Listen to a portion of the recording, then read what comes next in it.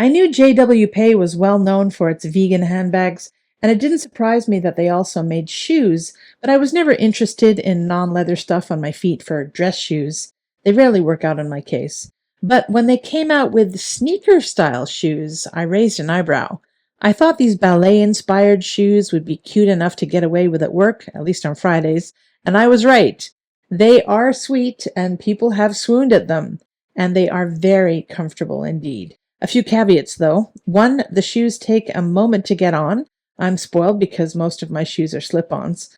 And two, you have to tie the knot rather tight, as it's slippery and will undo on its own otherwise. And finally, these are not the best choice of shoe if you have edema or if you get swollen feet from standing or walking all day like I do.